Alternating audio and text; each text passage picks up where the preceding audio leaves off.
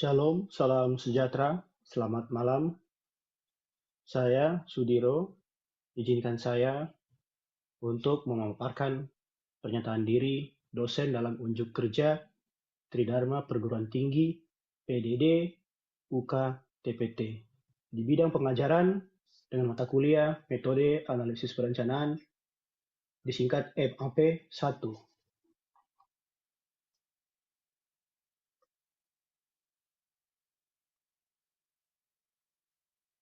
Baik, pertama, izinkan saya memperkenalkan diri. Nama saya Sudiro, bisa dipanggil Pak Diro. Pendidikan saya S1 saya dari Universitas Samratulangi tahun 2011 hingga tahun 2015. S2 saya di MPWK Universitas Gadjah Mada tahun 2018 sampai tahun 2019. Dan saat ini saya sebagai dosen tetap di jurusan Planologi Fakultas Teknik Uncen.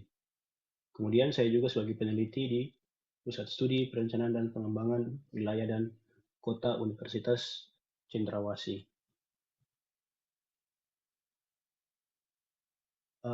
Karir dosen saya dimulai sejak tahun 2020 hingga tahun 2022. Awalnya saya sebagai dosen luar biasa atau DLB di jurusan Perencanaan Wilayah dan Kota Fakultas Teknik Uncen. Kemudian di tahun 2023 saya diangkat menjadi calon pegawai negeri sipil di jurusan Perencanaan Wilayah dan Kota, dan hingga sekarang saya sudah menjadi dosen tetap dengan status pegawai negeri sipil dengan pangkat rektor di jurusan Perencanaan Wilayah dan Kota. Adapun mata kuliah yang akan saya bawakan dalam unjuk kerja kali ini yaitu mata kuliah Metode Analisis Perencanaan singkat MAP1 yang merupakan mata kuliah pencirian dari bidang keilmuan PWK di Indonesia. Kemudian mata kuliah ini ditawarkan agar mahasiswa mengerti dan memahami secara jelas beberapa metode analisis perencanaan yang akan digunakan dalam praktek-praktek perencanaan seperti analisis demografi, analisis LQ, analisis kuantitatif, dan analisis AHP. Kemudian mata kuliah ini memiliki dua tingkatan, yaitu MAP1 dan MAP2.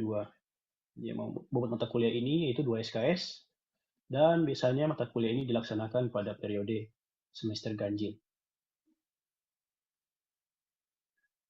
Berikut adalah RTS mata kuliah Metode Analisis Perencanaan dengan kode mata kuliah TWK 4323.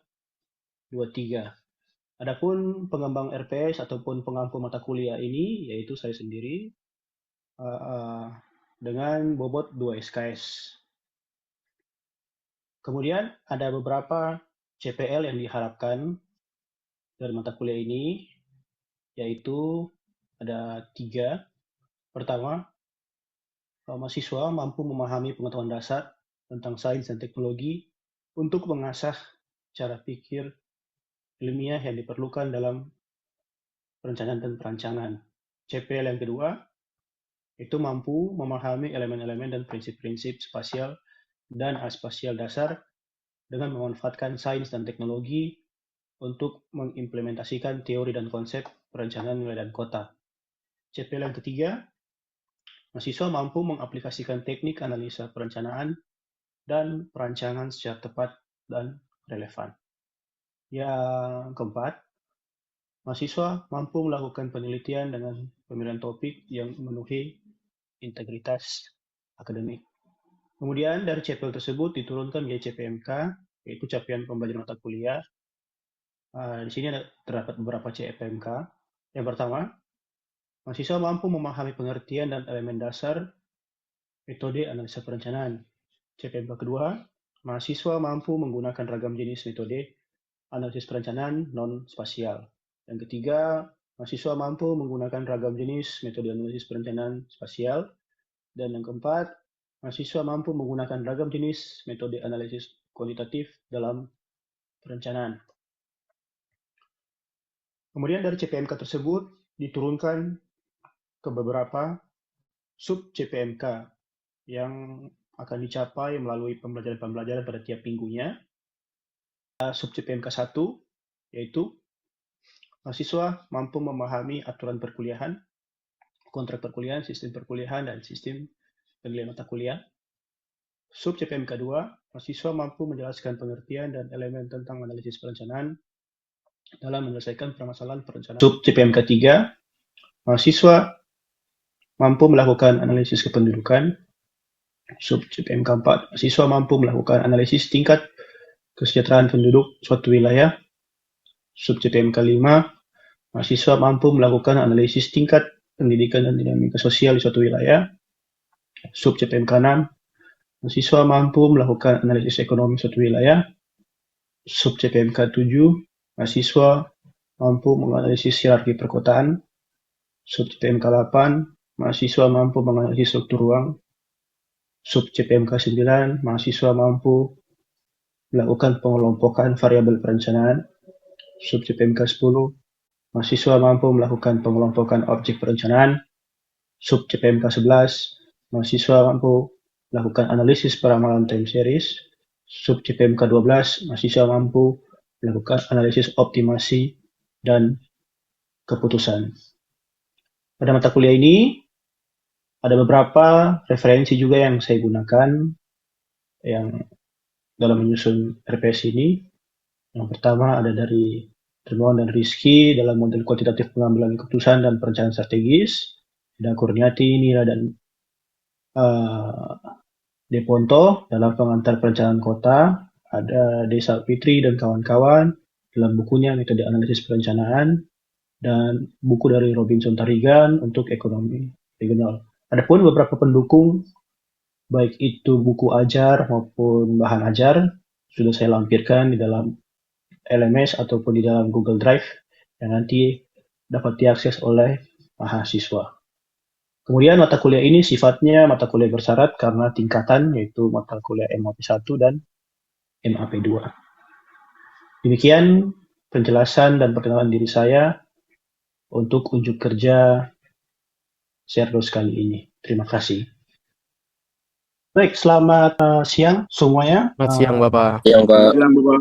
Terima kasih kita sudah kumpul lagi di kelas MAP siang hari ini. Ya, pada siang hari ini kita akan membahas tentang dinamika sosial masyarakat. Kita akan membahas bagaimana teknik analisisnya. Kemudian kita akan membahas apa itu dinamika sosial masyarakat.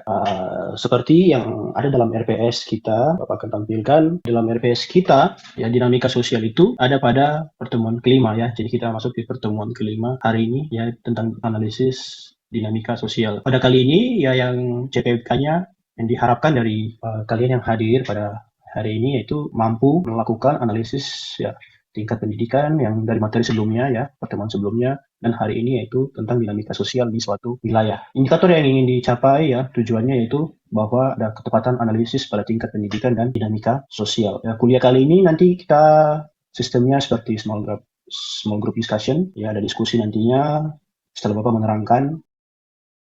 Kemudian nanti juga ada kuis. Ada juga tentang case study ya, studi kasus di Papua seperti apa dari materi yang akan disampaikan pada hari ini, seperti itu. Kita langsung ya masuk saja pada materinya. Nah, untuk mengawalinya ya tentunya kita harus berpacu atau berlandas pada teori-teori yang dikemukakan para ahli sebelum kita mengetahui apa itu alat analisisnya. Di sini ya untuk dinamika sosial terdapat 3 teori dari para ahli, yaitu yang pertama dari Bapak William F. Cockburn. Dia menyatakan bahwa ruang lingkup perubahan sosial meliputi unsur-unsur kebudayaan baik yang material maupun yang immaterial atau non-material. Kemudian yang pakar kedua yaitu dari Bapak Kingsley Davis, ya mengungkapkan bahwa perubahan sosial adalah perubahan-perubahan yang terjadi dalam struktur dan fungsi masyarakat. Dan yang terakhir yang dari Indonesia, yaitu ada Bapak Selo Sumarjan, menyatakan bahwa perubahan sosial adalah perubahan pada lembaga-lembaga masyarakatan di dalam suatu masyarakat yang mempengaruhi sistem sosialnya, baik itu nilai sikap dan pola perilakunya. Kayak gitu. Jadi ada hal-hal yang berubah di dalam struktur kelompok masyarakat maupun dalam sistem sosialnya. Itu. Nanti kita akan lihat apakah ada 3 persamaan dari ketiga ahli ini. Sementara itu, ya masih di dalam pengertian dinamika sosial di Indonesia. Ya, dinamika sosial ini kemudian diatur atau kemudian ada kementerian ya yang mengaturnya atau yang memperhatikannya. Di sini ada Direktorat Jenderal Pembangunan Desa, ya dalam Departemen Dalam Negeri. Ya, mereka mengungkapkan bahwa ya analisis dinamika sosial masyarakat ya diarahkan untuk mengetahui sampai sejauh mana norma-norma sosial budaya atau tata nilai yang dianut mempengaruhi pola sosial dan pola perilaku para warga masyarakat, baik dalam arti positif maupun negatif. Ya, kemudian Kementerian Dalam Negeri ini juga menetapkan bahwa ada 3 strata atau 3 tingkatan uh, masyarakat ya dalam kehidupan sosial di Indonesia. Pertama, dinilai sebagai masyarakat terbuka. Kedua, dinilai sebagai masyarakat transisi. Dan yang ketiga, dinilai sebagai masyarakat tradisional. Di sini masing-masing dijabarkan ya. Dari 3 strata atau 3 tingkatan itu ada penjabarannya ya. Di sini kita bisa lihat. Ada yang bisa bantu baca apa itu masyarakat terbuka? Silakan. Masyarakat terbuka, masyarakat yang sebagian besar keluarganya telah terbuka terhadap inovasi atau pengaruh baru dari luar, baik dalam bentuk teknologi maupun dalam cara berpikir dan berperilaku. Ya, itu masyarakat yang sudah terbuka terhadap inovasi ya, membuka diri. Ada pengaruh dari luar, ya, pengaruh baik apakah itu terbuka terhadap teknologi, terbuka terhadap cara berpikir, dan terbuka dari sifat atau perilaku. Seperti itu. Biasanya masyarakat terbuka ini sudah terdapat banyak di kota-kota besar di Indonesia. Seperti itu. Kemudian ada kedua, yaitu masyarakat transisi. Siapa yang ingin bantu baca? Silakan. Bapak. Ya, Masyarakat masyarakat transisi, masyarakat yang pola sosial dan perilaku sebagian besar keluarga dalam masyarakat tersebut. Di samping masih dipengaruhi oleh nilai budaya tradisional, juga telah mulai dapat menerima pengaruh-pengaruh baru dari luar. ya, masyarakat transisi ini ya masyarakat yang kalau Bapak bisa artikan atau Bapak bisa bahasakan lebih sederhana itu masyarakat yang setengah-setengah ya dari masyarakat yang tradisional yang masih memegang teguh mungkin misalnya adat istiadat, aturan, kaidah-kaidah, ya sifat-sifat perilaku ya menuju ke masyarakat yang terbuka. Ada satu transisi atau satu tahapan ya dari masyarakat tradisional ke masyarakat terbuka, disebut masyarakat transisi. Biasanya masyarakat transisi itu kita bisa dapat di daerah-daerah yang punya banyak perantaunya, kayak gitu.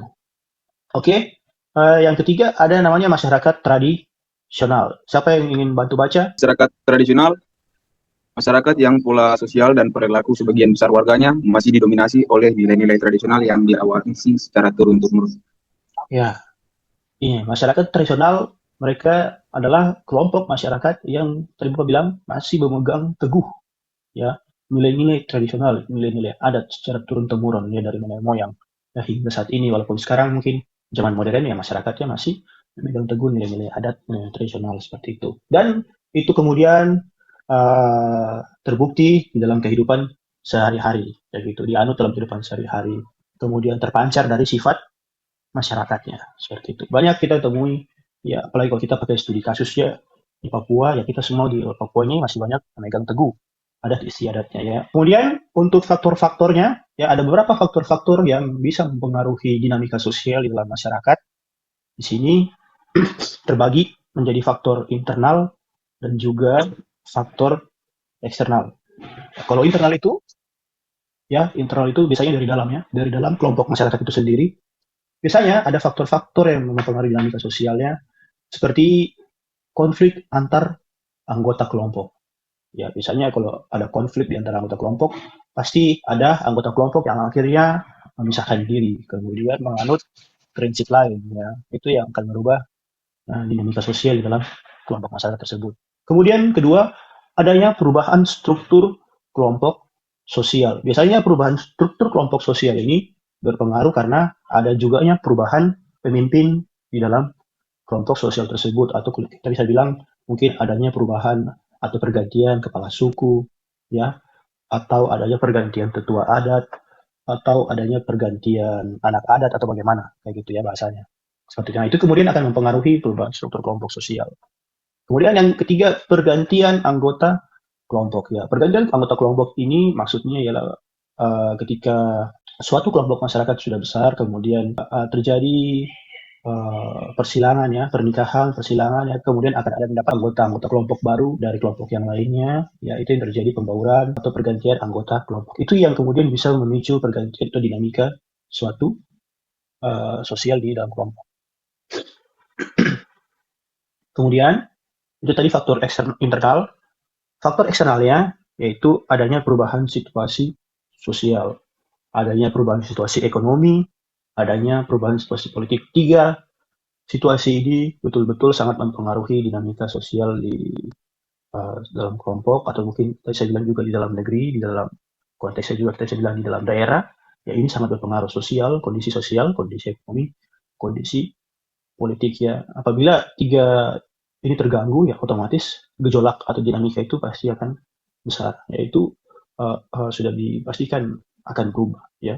Mungkin nanti mahasiswa bisa melihat contoh-contoh sistem sosial ketika tiga faktor ini ya mempengaruhinya. Ya, di Indonesia sudah banyak ya.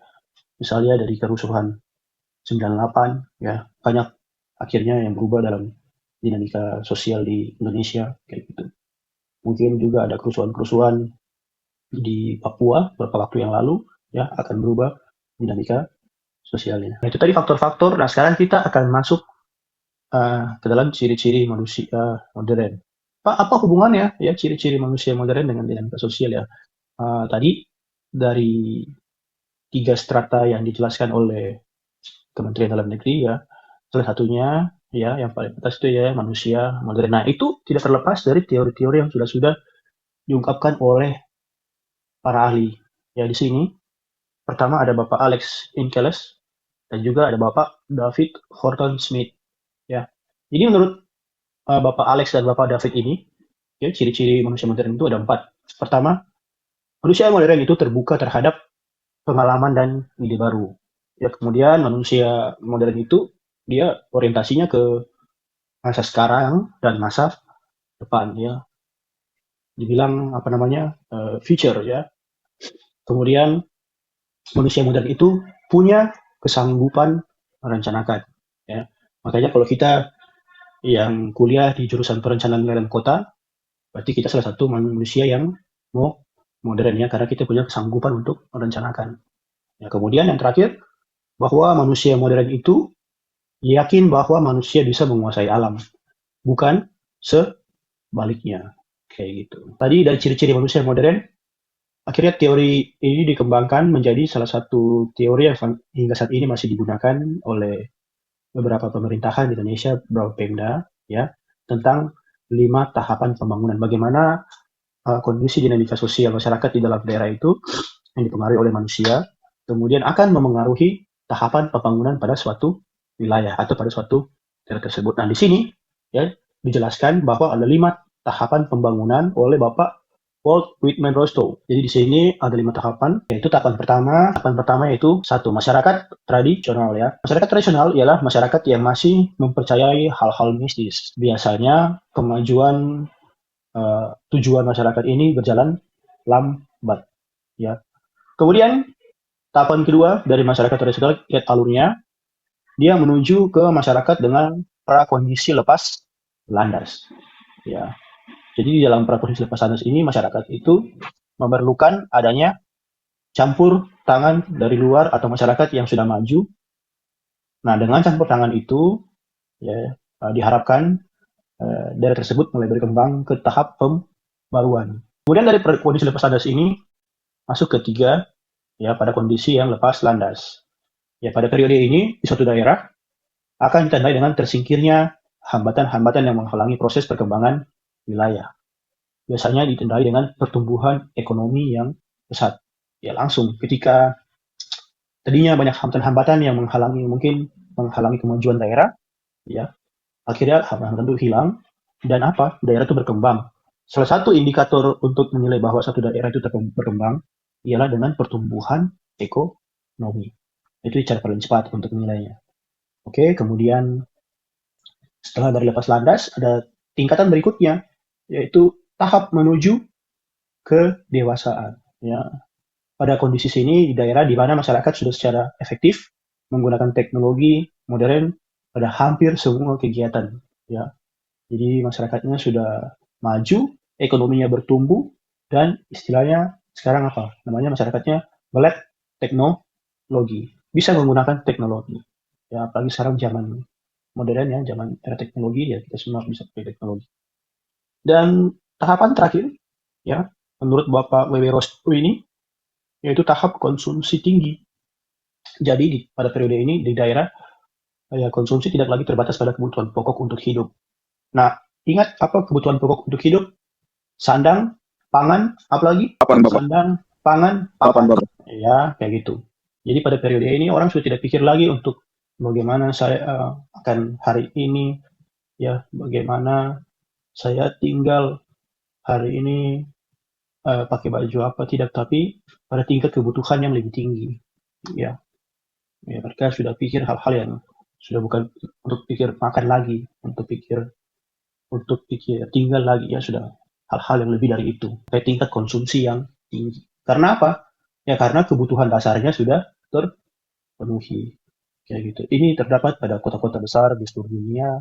Kalau di Indonesia sudah terdapat di kota-kota besar di Indonesia seperti itu. Kita ada sedikit diskusi tentang 5 tahapan pembangunan ini. Dari 5 tahapan pembangunan ini, Bapak ingin tahu, ya, apakah ada yang dari daerah pesisir, asal daerahnya? Ada Bapak. Ya, siapa namanya? Andreas Bapak. Andreas Rumere. Ya, Andreas asalnya dari mana? Biak Bapak. Oke, Biak daerah pesisir. Menurut Andreas, saat ini dari 5 tahapan pembangunan Bapak W.W. Rosto, Kabupaten Biak itu ada di tahapan yang mana? Di tahap menuju kedewasaan Bapak. Tahap menuju ke Kedewasaan. Alasannya bagaimana, Andreas? Di Biak itu bagaimana? Saya nilainya dari dia punya pendidikan, sistem pendidikan. Karena di sana penggunaan teknologi, penggunaan alat-alat gadget masih belum terlalu dominan. Di tahap menuju? Jadi masih dalam tahap belajar. Tahap belajar, ya, tahap menuju kedewasaan. Oke, ya itu kita dengarkan contoh dari Biak, ya, Kabupaten Biak. Apakah ada lagi contoh yang lain? Ayo, Pak. Oh ya, menurut siapa, Dika ya? Iya, Mardika, Pak. Oh ya, menurut Mardika, apakah atau di mana saat ini posisi dari tahapan pembangunan di Kota Jayapura? Oke, Pak. Kalau menurut saya di Jayapura sendiri sudah masuk ke tahapan lepas landas, Pak. Tahapan lepas landas, ya. Baik. Siap, Pak. Alasannya? Gitu. Alasannya bagaimana? Kalau alasannya sendiri, karena kalau menurut saya di Jayapura ini sekarang sudah banyak daerah-daerah yang memiliki pertumbuhan ekonomi yang pesat. Contohnya di pusat kota sendiri yang dimana perputaran ekonominya itu sudah terjadi cukup efisien, Pak. Ya, kita menilai perputaran ekonomi yang cukup masif, yang cukup besar, dan cukup efisien.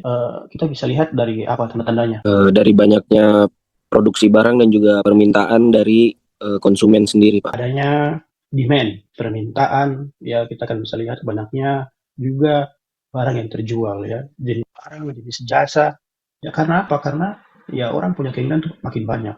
Jadi kita akan bisa lihat bagaimana pertumbuhan ekonomi pusat itu ketika banyaknya toko-toko maupun jasa maupun barang yang beragam jenis terbuka di dalam suatu daerah itu kan terjadi. Dan Jaipur saat ini Jayapura saat ini sedang dalam masa itu, ya, masa pertumbuhan ekonomi yang, ya, di selain itu juga Kota Jayapura saat ini masih menjadi ibu kota provinsi. Itu yang menjadi semakin Bapak anggap kalian sudah memahami 5 tahapan pembangunan ini. Ya, nanti kita akan perdalam melalui kuis di akhir pertemuan ini. Bapak sudah siapkan, deadline-nya jam 3 sore. Nanti saya silakan langsung dikerjakan.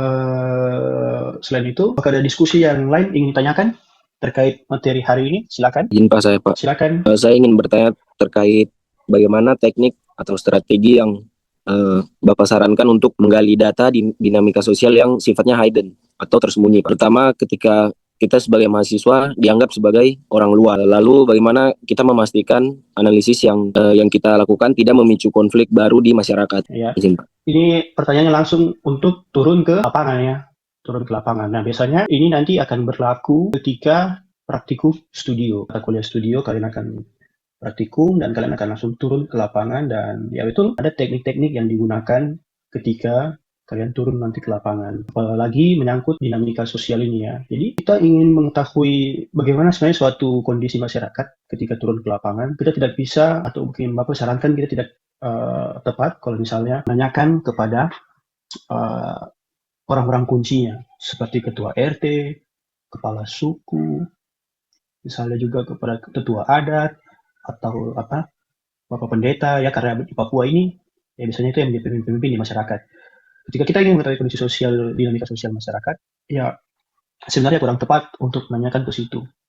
Karena tidak semua informasi aslinya, ya, kejadian asli dari masyarakat itu bisa dijelaskan oleh beliau-beliau tersebut. Nanti kalian akan lihat di lapangan. Akhirnya apa? Informasi yang didapatkan itu hanya sebatas, kalau Bapak bisa bilang, di kulit-kulitnya saja. Tidak informasi yang detail atau informasi yang mendalam. Ya, itu berbeda dengan cara mengambil sampel seperti purposive sampling. Tidak. Jadi kalau dalam tekniknya kali ini, ya dia harus random. Bahkan kalau dalam sampling itu tekniknya snowball sampling. Seperti itu. Jadi ditanyakan langsung, justru mainnya paling bawah, ya ke grassroots, ke akar rumput, ke masyarakat, ya masyarakat di suatu wilayah tersebut atau kampung tersebut, apapun skalanya, kecamatan, ya langsung tanyakan ke masyarakatnya. Jangan tanyakan kepada pemimpinnya. Kayak gitu. Itu cara yang paling tepat untuk mencari dinamika sosial. Ya. Bahkan ketika kalian turun langsung ke masyarakatnya, menanyakan dari masyarakat akar rumput atau grassroots, itu pun akan kalian temukan jawaban-jawaban yang beragam. Ya. Jawaban-jawaban tersebut juga nanti kemudian akan kalian tema-temakan dan akan ketemu polanya apa. Nah, itulah bisa kalian justifikasi nantinya. Jadi lebih baik di random sampling atau snowball sampling, tapi jangan pakai purposive, karena purposive itu bisa ditargetkan kepada orang-orang tertentu, cuman itu tidak tepat untuk menganalisis dinamika sosial. Seperti itu. Tadi siapa? Mardika ya? Mardika yang bertanya ya. Oke, sudah terjawab ya, Mardika. Di akhir perkuliahan ini akan ada kuis. Kuis ini nanti akan dijawab masing-masing oleh mahasiswa. Jadi di sini ada petunjuknya ya. Pertama, rapid quiz ini bersifat individu, kemudian rapid quiz ini dapat diakses melalui link Google Form. Silakan diklik nanti ya. Dan batas waktu kuis ini jam 3 sore. Seperti itu. Jangan sampai lewat batas waktunya. Seperti itu. Oke, kemudian diharapkan masing-masing mahasiswa mengerjakannya melalui emailnya masing-masing, ya. Jangan menggunakan email teman, seperti itu, agar gampang diperiksa. Oke, sekian untuk kelas kita hari ini. Selamat siang semuanya. Siang, Bapak. Terima Bapak, terima Ya, kasih. Terima kasih. ya, Terima kasih, Bapak. semua share screen, buka kameranya. Ya, ada Andreas, ada Agus, ada Mardika, ada Dev, ada Rasya, ada Viani, ada Ilham, ada Ray. Ya, terima kasih semua yang sudah hadir hari ini. Baik, Bapak.